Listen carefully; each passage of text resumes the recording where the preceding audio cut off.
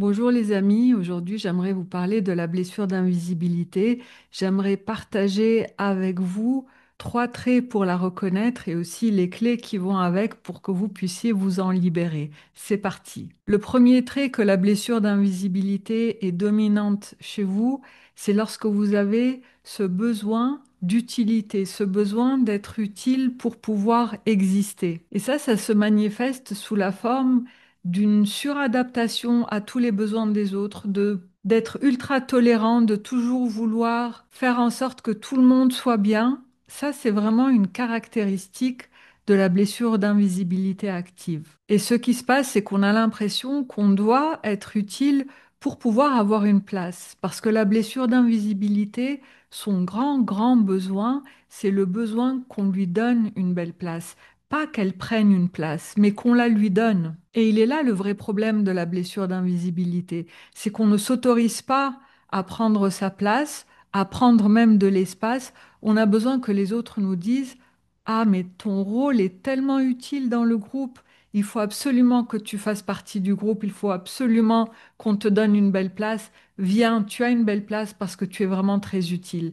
Et c'est là, en fait, qu'on a un vrai souci avec peut-être parfois le sentiment de se sentir en trop, de se sentir inutile. Ça vient challenger ce besoin d'utilité de la blessure d'invisibilité. Donc on a toujours l'impression qu'il faut entrer avec une mise de départ, si vous voulez, quand on entre dans un système, que ce soit une entreprise, un groupe d'amis, une communauté, ou voire même la belle famille, on a toujours besoin de se sentir pleinement utile pour se sentir exister et avoir le droit de mériter une belle place. Et lorsqu'on a une blessure d'invisibilité dominante, on oublie en fait que il suffit juste d'être nous-mêmes d'une manière pleinement authentique pour pouvoir peut-être inspirer les autres ou pour pouvoir déjà occuper une belle place, occuper sa place en fait. On n'a besoin de rien faire en particulier pour mériter sa place. On l'a déjà d'office puisque c'est notre droit de naissance, notre place. Qu'il s'agisse de la place dans la famille, qui est un droit de naissance, ou la place dans l'entreprise, ou la place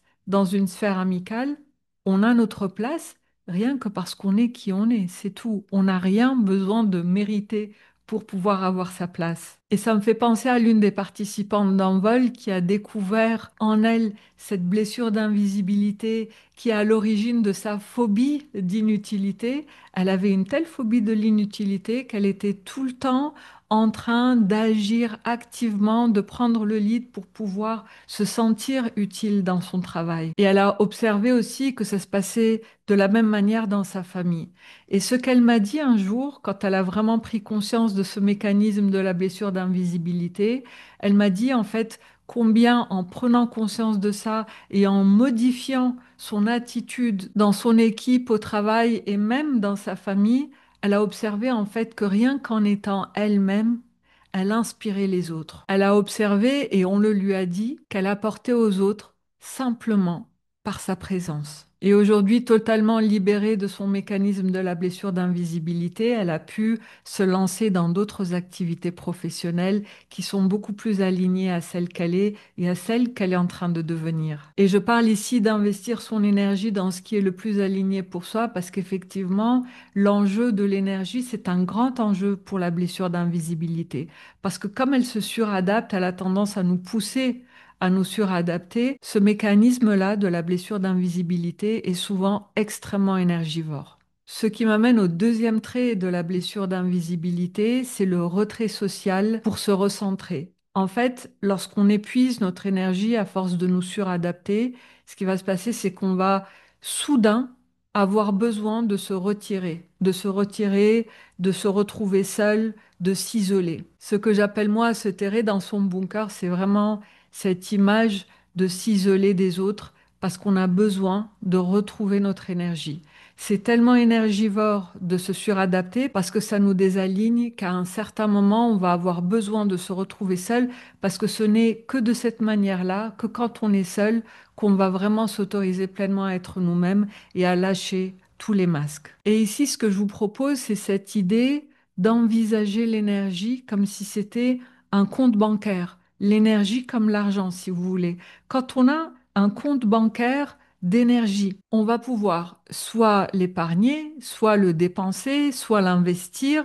Enfin bref, vous voyez un petit peu l'analogie dont je parle ici. Si vous regardez l'énergie comme étant un compte bancaire, l'idée c'est vraiment de gérer d'une manière intentionnelle cette énergie-là.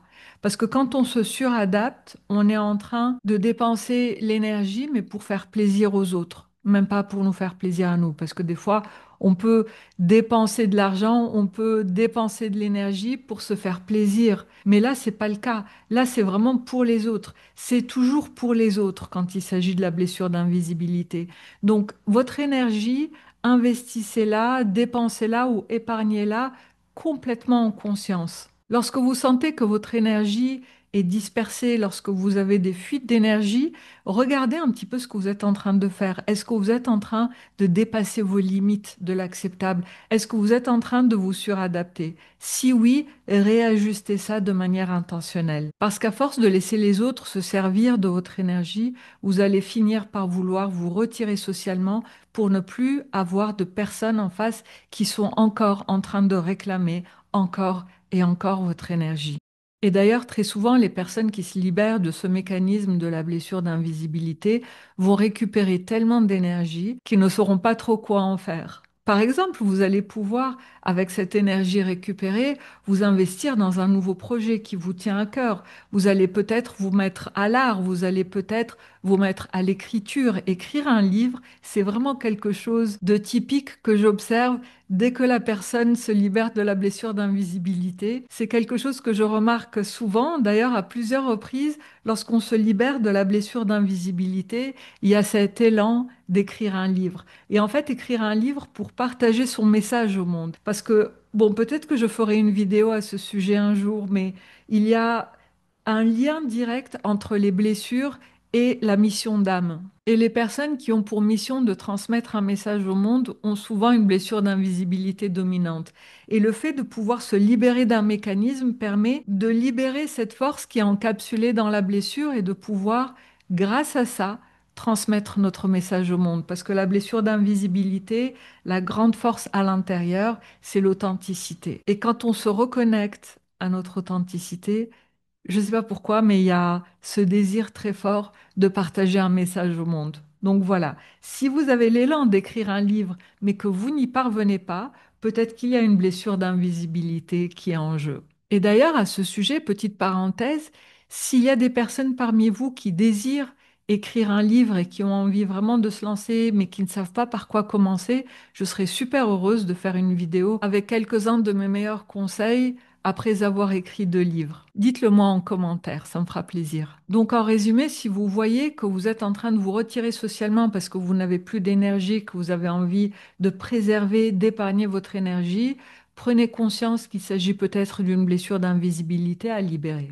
Et le troisième trait que je voulais partager dans cette vidéo au sujet de la blessure d'invisibilité, c'est son hyper-positivité. Le masque de la blessure d'invisibilité est le masque du caméléon. On a tendance à se suradapter, à se fondre dans la masse, à vraiment anticiper les préférences et les besoins et les désirs des autres. Toujours faire de la manière avec laquelle on va maintenir la paix. Parce que réellement, cette blessure d'invisibilité a une très grande allergie au conflit. Et quand on a une allergie au conflit, on va tout faire pour éviter les conflits. Donc on va se suradapter, on va dire OK, pas de problème, on va dire des oui qui sont des alignés, qui sont des faux oui, parce qu'on ne peut pas, on n'arrive pas à dire des vrais non. Et cette allergie au conflit va avoir un corollaire qui est une allergie aux personnes négatives. Parce que qui dit négativité dit insatisfaction, dit déception, dit risque potentiel de conflit. Donc on va toujours essayer d'éviter de tomber dans des cercles de négativité. Et ça va générer un comportement à l'extrême de la positivité. On devient hyper positif comme si on avait envie de compenser l'hypernégativité des autres. Et cette hyperpositivité va avoir un autre impact. Elle va aussi faire grandir en nous cette hypersensibilité.